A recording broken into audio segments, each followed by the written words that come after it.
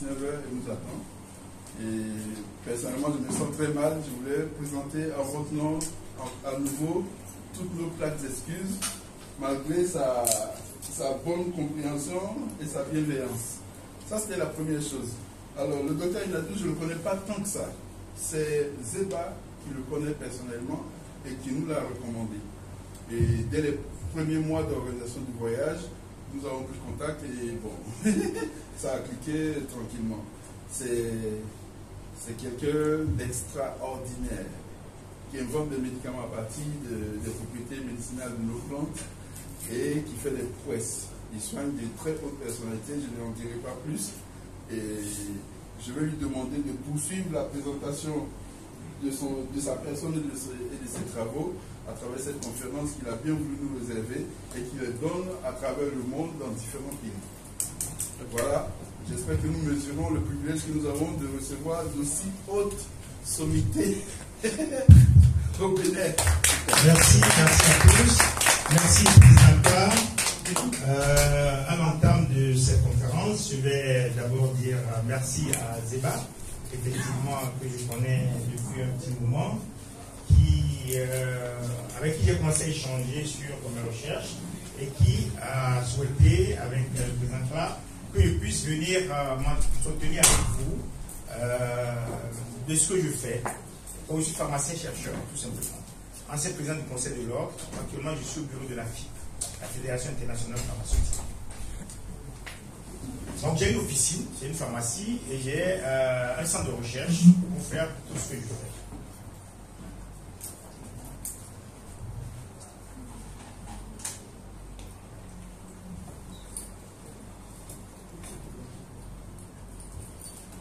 La conférence que j'ai l'honneur de vous présenter aujourd'hui s'intitule « La médecine ancestrale par les plantes ».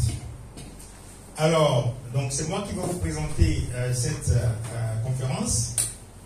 J'ai mis par Henri-Charles Aïnadou et Naomi Aïnadou. C'est qui Naomi Aïnadou? Naomi Aïnadou, c'est ma fille de 15 ans. Elle est en première à l'école Montaigne. Et lorsque je lui ai parlé de cette conférence, elle m'a dit, papa, laisse-moi te préparer la conférence. Donc moi-même, je n'ai rien saisi. Elle est allée sur mon site, un peu partout, elle a pris tout. Elle a tout fait parce qu'ils sont en congé de détente. Donc j'ai dit, je ne veux pas toucher une virgule au travail que je vais faire. Je vais présenter tel quel. Ça me dit que je suis sur la bonne voie. Donc vous me direz si ce qu'elle a fait est présentable. Voilà. Slide. Alors donc, je vais vous présenter cette conférence suivant ce plan. Je vais vous faire rapidement une anecdote, et puis après, je vais vous parler, reviens un peu en arrière. Je vais vous parler des données historiques, vous parler d'Antépros, un de nos produits de recherche. Je vais vous présenter un certain nombre de maladies avec la façon dont je les soigne. Puis je vais vous parler, je vais faire une conclusion. Slide. Alors, j'ai fait mes études à Dakar, à l'université Cheikh Anta Diop. Et j'avais un professeur de botanique qui s'appelait Guy Ménard. Un jour, il nous a raconté une histoire. Il a une amie qui s'appelle justement Madame Yvette, Dr Yvette Parès, qui était venue dans les années 60 à Dakar pour, soi-disant, soigner les Sénégalais parce qu'ils avaient des problèmes de lèpre. Alors, elle a eu des difficultés pour la culture de bacille de la lèpre, pour laquelle elle est arrivée, parce qu'elle voulait faire des sérums, des vaccins, etc. Mais ça ne prenait pas. Et puis, elle a rencontré un maître guérisseur Peul Dadi Diallo. À partir de là, son histoire a changé. Parce qu'elle s'est rendue compte qu'en réalité, au Sénégal, il y a des traitements et des préventions de la lèpre pour laquelle elle est venue et pour laquelle elle se faisait chier. Elle découvrit alors la puissance thérapeutique des plantes africaines. La différence était flagrante. D'un côté, une médecine occidentale qui ne faisait pas toujours du bien. Germes résistants, maladies infectieuses plus coriaces, maladies nosocomiales. Tu viens à l'hôpital et tu repars avec des maladies que tu n'imaginais pas. Et de l'autre, une utilisation efficace des plantes ancestrales africaines, une bonne structuration des traitements, une prise en charge holistique des malades. Holistique, ça veut dire qu'on prend le malade dans sa globalité. Ce n'est pas juste un petit pépin qu'il a emmené, le bobo qu'il a emmené peut-être a d'autres origines. Donc, on essaie de tout prendre en charge en même temps. C'est de cette rencontre qu'est né l'hôpital traditionnel de Keur Massar. Pour ceux qui le connaissent, Keur, ça veut dire maison. Massar, c'est le nom qu'ils ont donné donc. Et c'est devenu un centre de guérison, donc un centre de médecine traditionnelle, mais tenu par une européenne. Donc c'était une première. Après, il y a eu d'autres, les rites Godossou, etc., sont venus après. Slash. Donc ça a permis d'avoir des résultats remarquables, à savoir une meilleure prévention de la lèpre infantile, de la tuberculose et de différentes maladies infectieuses, ainsi que l'essor de la pharmacopée africaine, la création d'associations de tradipraticiens. Donc elle a organisé un certain nombre de choses à Dakar. Et c'est comme ça qu'on a donc visité un jour ce centre qu'on appelait Keur Massar. On a visité un autre jour un centre qu'on appelait à Tiaroy, le centre du docteur Godossou, mais qui était un centre aussi extraordinaire où c'est un Béninois, hein, mais qui est installé là-bas, un médecin, et qui a construit un immeuble où il a mis des médecins. Et il a construit des cases où il a mis des tradipraticiens. Vous rentrez chez le médecin, qui pose le diagnostic, mais il ne traite pas. Vous allez maintenant chez les guérisseurs traditionnels. Il y avait un peu de tout, le Sénégalais, Maliens, Béninois. Et eux aussi, ils posent le diagnostic, mais c'est eux qui traitent. Par exemple, si c'est le paludisme, ils diront que c'est une maladie solaire. Ils ne connaissaient pas à l'époque, ce que je vous dis, ça remonte à une quarantaine d'années pour le docteur Godossou. Et pour Madame Parès, docteur Parès, ça remonte à 60 ans. Et aussi au Bénin, nous avons le professeur Edouard Adjaraoum, pour ceux qui le connaissent, c'est le recteur de l'université du Bénin. Ça s'appelait Daoumi à l'époque. Et donc, avec les histoires de la Révolution, il est parti d'ici, il allait s'installer à Bordeaux. Et comme c'est un botaniste, il était le professeur titulaire de chaire. C'est mon oncle. Et donc, pendant une trentaine d'années, chaque année, il venait, grâce à la population française, il faisait le tour de l'Afrique pour faire découvrir les plantes africaines aux Européens et aux autres de la diaspora qui étaient aussi des chercheurs comme lui. De ça est né plusieurs livres concernant la médecine traditionnelle, comment les Africains se soignaient avant la colonisation, comment les Africains se soignaient même pendant et après. Et on a vu des choses extraordinaires. C'est lui qui disait un jour qu'il n'arrivait pas à comprendre que dans un pays comme le Sénégal et le Cameroun, par exemple, tu prends deux guérisseurs traditionnels qui ne se sont jamais rencontrés, à l'époque où il n'y avait même pas de moyens de transport pour quitter un pays ou un autre, ils vont te soigner le paludisme de la même façon, avec peut-être des plantes similaires, à peu près à une plante de recette, à peu près à une plante de différence, mais c'est souvent des plantes qui sont pratiquement similaires, et vous savez qu'ils sont similaires pour soigner pratiquement les mêmes maladies. Et je lui ai dit, mais comment ça peut se passer? Il dit non, c'est simple. Il faut savoir que l'homme, dès l'origine, a compris qu'il devait exorciser le réel, puisqu'il arrive des choses qu'il n'avait pas pensées. Il est né, mais il faut qu'il se nourrisse, il faut qu'il se soigne. Ils observaient les animaux pour voir mais comment les animaux se comportent. Si un animal prend une plante et il n'a aucun problème, il se dit cette plante est comestible. Si un animal est malade, il remarque que si c'est par exemple un singe ou si c'est par exemple un autre animal, ils vont aller chercher une plante pour soigner l'enfant, l'animal qui est malade. Et les hommes, quand ils observent tout ça, ils ont commencé à utiliser des plantes aussi pour se soigner. Donc c'est des choses extraordinaires que j'ai, avec mes échanges avec ces personnes-là, que j'ai eu à découvrir. Et avec Madame de Souza Simone, qui a écrit un livre sur la flore béninoise, et pourtant c'est une Française. Et puis il y a aussi M. Léraud, que certains peut-être entendu parler, qui a écrit La flore africaine. C'est un livre dans lequel moi j'ai étudié la botanique quand j'étais à Dakar. Maintenant, je vais vous parler un peu des données historiques en matière du cancer, puisque c'est la maladie du siècle. C'est la maladie qui fait beaucoup de ravages. Le CICR, c'est ce qu'on appelle le Centre international de recherche sur le cancer. Et c'est une agence qui est spécialisée par l'Organisation mondiale de la santé. Et cette agence publie tous les 5 ans les données statistiques sur le cancer. les dernières informations remontent en 2018. Et 5 ans avant, en 2013. Donc, ce n'est pas tous les ans, puisqu'on met du temps à compiler. Et donc, ces données mises à la disposition des professionnels par le CCR sont dénommées Globocan. Donc, on a eu Globocan 2013, on a eu Globocan 2018, et concerne les estimations les plus récentes, c'est-à-dire l'année 2017. C'est tout ce qui a été compilé de 2013 à 2017 qu'eux, ils vont présenter en 2018. Mais malheureusement, tous les pays ne donnent même pas les informations fiables. Évidemment, vous imaginez, les pays africains, ils n'en ont rien à foutre. Alors que la casse, la plus grosse casse, c'est chez nous. Mais on a des personnes qui ne prennent pas à cœur ce genre de choses. Ils se disent, bon, alors qu'on a besoin de ces statistiques pour pouvoir au moins évaluer les problèmes dans le monde. Certains donnent, mais d'autres ne donnent pas. Donc, ça concerne 36 types de cancers dans 185 pays et on fait un aperçu complet du fardeau mondial du cancer /. Alors, les cancers les plus fréquemment diagnostiqués dans le monde sont le poumon, comme vous imaginez, avec 2 094 000 contre 1,8 million en 2012. Vous voyez la progression.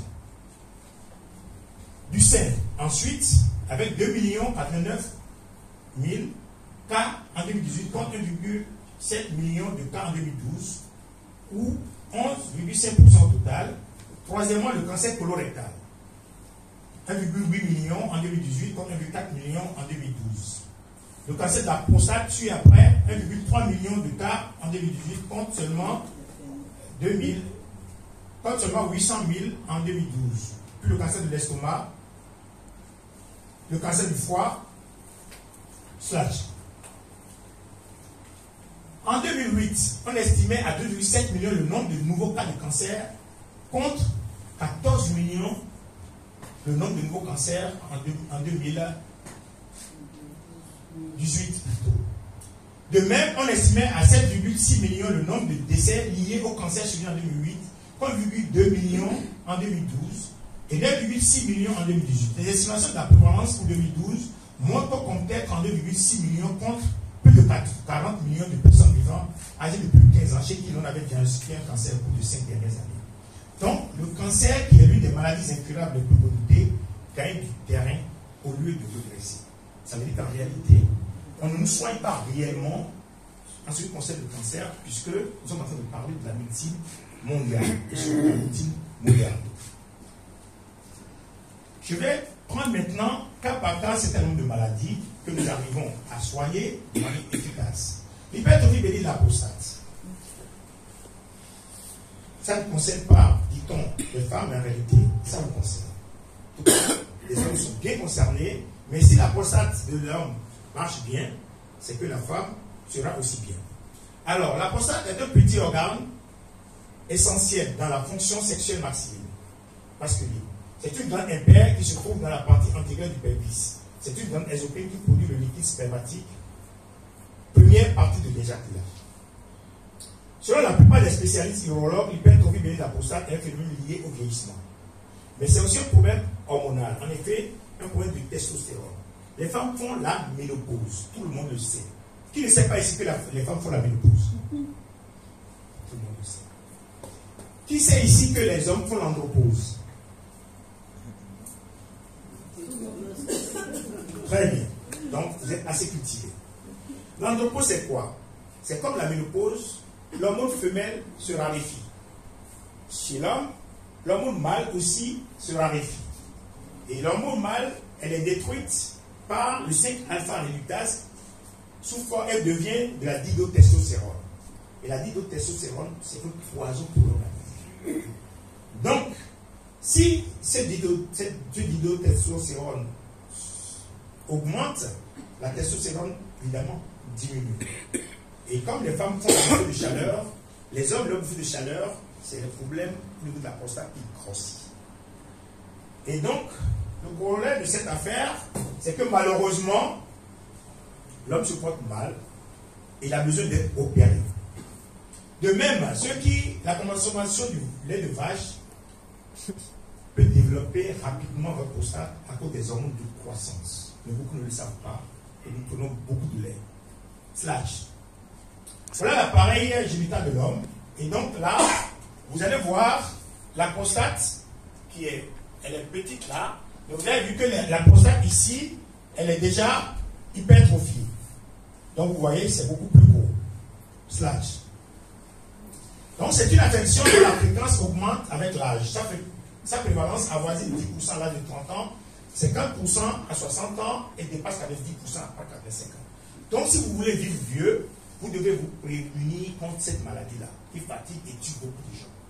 Son évolution insidieuse très lente et donc longtemps tolérée peut provoquer des symptômes parfois gênants, à savoir miction fréquente et ou nocturne, retardée ou impérieuse, faiblesse ou interruption du jet, sensation de miction incomplète. Elle peut provoquer des complications nécessitant une prise en charge immédiate, c'est-à-dire une opération chirurgicale. Slash. L'hypertrophies de la prostate est une affection qui nécessite un suivi médical. Devant l'apparition des symptômes, il est conseillé de voir rapidement le médecin. Et en général, il faut une hygiène de vie, éviter de manger trop de viande, j'ai parlé déjà du lait, les graisses d'origine animale, les boissons alcoolisées, la pratique du sport. Si vous êtes habitué à prendre du vélo, c'est dangereux pour vous parce que ça comprime la prostate. Slash. C'est pour cela qu'a été mis au point au Bénin, sur une base scientifique, un phytomédicament appelé Antepros, un médicament qui soigne l'hypertrophie de la prostate. C'est une association de plusieurs plantes traditionnellement connues pour leurs effets bénéfiques dans le domaine, mais dont l'usage pendant plusieurs siècles n'ont entraîné que des effets nocifs mineurs. Donc les plantes utilisées sont Garcinia cola, ce qu'on appelle le petit cola, la petite cola, Césapinia bonduc, qui est le domino, le awalé, Fagara santoxyloides et Imperata cylindrica. Antepros a suivi des tests cliniques dans le service d'urologie au CNHU de Cotonou sous la direction du professeur César Pau en 2012. Sur 33 patients de 7 sont allés jusqu'au bout de l'étude. Slash. Bon, je ne vais pas vous parler de tout ça, c'est très scientifique. Slash. On va passer au résultat de l'étude.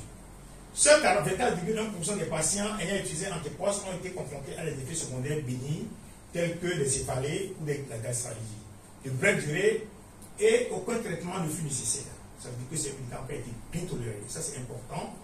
Ensuite, Antepros a présenté une bonne tolérance hématologique, rénale et hépatique. Puisque pendant tout le traitement, on prélevait du sang, on contrôlait, toutes les semaines, on vérifiait ce qui se passait. Antepros a amélioré les symptômes urinaires et la qualité de vie chez respectivement 33% et 29%. Il a réduit de 15% le volume de la prostate hypertrophiée et a diminué le taux de PSA respectivement chez 55 et 77% des sujets en seulement 3 mois. Ce qui est extraordinaire dans le traitement de l'hypertrophie de la prostate. Parce que dans l'hypertrophie de la prostate, il faut attendre 6 mois à 1 an pour avoir des résultats par rapport au traitement. Et très peu de médicaments arrivent à réduire le volume prostatique, c'est pourquoi assez souvent ils parlent d'opération. Donc Antepros peut être utilisé à titre préventif aussi. Donc ça c'est l'avantage d'Antepros. En comparaison avec d'autres produits pharmaceutiques pour soigner l'hypertrophie de la prostate, Antepros est un produit révolutionnaire selon le dire des urologues car il réduit le volume prostatique et à cet effet peut être utilisé à titre préventif comme à titre curatif. De plus, il fait baisser le taux de PSA. Donc c'est essentiel. Slash. Voilà Antepros. Et voilà les chiffres dont je vous ai parlé. Slash. Maintenant, je vais vous parler du cancer de la prostate. Ce n'est pas parce que vous avez une hypertrophie de la prostate que vous allez développer le cancer de la prostate. Mais il se trouve que certains qui ont déjà une hypertrophie de la prostate peuvent développer le cancer de la prostate. Le cancer de la prostate s'installe progressivement. On dit c'est une installation en tortue. Mais quand ça s'installe, souvent c'est difficile de l'éradiquer. Et c'est pour cela que c'est toujours mieux de prévenir que de guérir. Alors le cancer de la prostate, quand la vie se développe à partir des cellules prostatiques qui bordent les petites glandes situées au sein de la prostate. En temps normal, les cellules croissent et se divisent selon un ordre préétabli par les informations contenues dans le noyau de la cellule. Lorsque ce processus de croissance ne suit pas les consignes du programme de la cellule, la division se fait de façon anarchique, non freinée et aboutit donc à une tumeur. La tumeur maligne a le potentiel de détruire d'autres cellules et de se développer à distance. C'est ce que nous appelons métastase. Généralement, dans le cas du cancer de la prostate, cette métastase arrive très rapidement, surtout au niveau des os. C'est pour ça que lorsque vous avez un cancer de prostate, on vous demande de faire la scintigraphie osseuse où on voit qu'il y a des taches où vos os sont atteints. Et c'est souvent ça qui affaiblit le patient. Puisque ce n'est pas visible, Or, dans votre corps, quelque chose se passe, vos os sont en train de partir, de se briser et vous ne le savez pas. Slash. Donc voilà un peu comment la prostate normale, et lorsqu'il y a le cancer de prostate, vous voyez bien là où il y a des problèmes. Le cancer est là. Alors, certains médicaments chimiques ont montré leurs limites, mais d'autres sont très efficaces. Cependant, malgré cette efficacité, il y a des effets secondaires et ils sont très importants. Parfois aussi importants que leur efficacité. À quoi bon soigner un malade, un mal, pour en avoir 10 autres qui arrivent par la suite. Je vais vous donner un exemple. On utilise assez couramment ce qu'on appelle les alpha-bloquants. Je ne vais pas vous citer de nom pour ne pas frustrer des laboratoires. Mais le problème, c'est que ces bêta-bloquants, l'une de leurs actions, évidemment, c'est de réduire c'est pas de réduire le volume prostatique malheureusement, mais ça permet de mieux uriner. Donc vous avez des flux urinaires et malheureusement, comme on a appelé alpha-bloquant, ça bloque aussi tout. C'est-à-dire votre libido va commencer à baisser et vous allez perdre parfois, puisqu'on les appelle aussi les castrateurs chimiques. C'est-à-dire vous devez devenir un homme castré. Vous n'allez plus bander, vous aurez des difficultés pour faire l'amour. Et du coup, ça pose un problème dans les couples. Nous avons réussi à développer un phytomédicament appelé anticancer qui, associé à antiprost, permet de soigner efficacement le cancer de la prostate. Avec ces deux phytomédicaments, les nodules sont vite éliminés. Slide. Anticancer est composé des Ariata indica, d'Alona amyloidica, d'Allium sativum et d'Ocimum graticinum. Là où il faut différents traitements peu coûteux les uns que les autres, pour chaque type de cancer, anticancer peut être utilisé pour soigner plusieurs types de cancers, comme le cancer du sein, de l'utérus, de l'estomac, du sang, etc. Anticancer peut contribuer à soigner votre frère. Donc voilà anticancer, tel que c'est présenté, avec la composition. Slash. Maintenant, je vais vous parler, puis je vais parler pour les hommes, je vais parler aussi un peu pour nos sœurs. Alors, le cancer du col de l'utérus. L'utérus est un organe participant aux fonctions reproductives chez les mammifères de sexe féminin. C'est une poche dont l'intérieur est très vascularisé, qui ouvre vers le col utérin à l'extérieur et qui, du côté postérieur, vers l'abdomen, possède deux parties séparées appelées cornes qui débouchent sur les trompes de Fallope conduisant aux ovaires. Ces cornes et le corps proprement dit de l'utérus sont plus ou moins marqués selon les espèces. Voilà l'appareil génital de la femme et vous voyez un peu l'utérus, le col qui est là. Et quand vous voyez les types de cancer, comment ça se développe avec la propagation des tissus cancéreux. Slash. L'utérus est un organe creux, impair, médian. En dehors d'une fécondation, l'endomètre est éliminé au cours des mensurations qui marquent le début d'un nouveau cycle. Durée habituelle de 8 jours, certains ont un cycle plus court, d'autres un cycle plus long. Dans le cas d'une grossesse, la croissance de l'embryon entraîne la distension de l'utérus. À ses débuts, le cancer du col de l'utérus se forme habituellement sans aucun signe ou symptôme, d'où l'important de se soumettre régulièrement à un test de PAP pour celles qui le connaissent. Lorsque le cancer est plus avancé, les symptômes suivants peuvent se manifester. Saignements vaginaux, donc quand vous avez des saignements vaginaux, il faut poser des questions. Donc après la relation sexuelle, vous allez saigner entre les menstruations ou après la ménopause. Menstruation plus abondante ou plus longue, écoulements vaginaux nauséabonds, douleur durant les relations sexuelles, douleur au bassin ou au bas du dos. Slash. Les causes et les facteurs de risque du cancer du col de l'utérus sont connus. Entre amnésique à médic, des cancers du col de l'utérus se développe à partir d'une lésion bénigne appelée condylome ou papillome du col. Cette lésion est d'origine virale.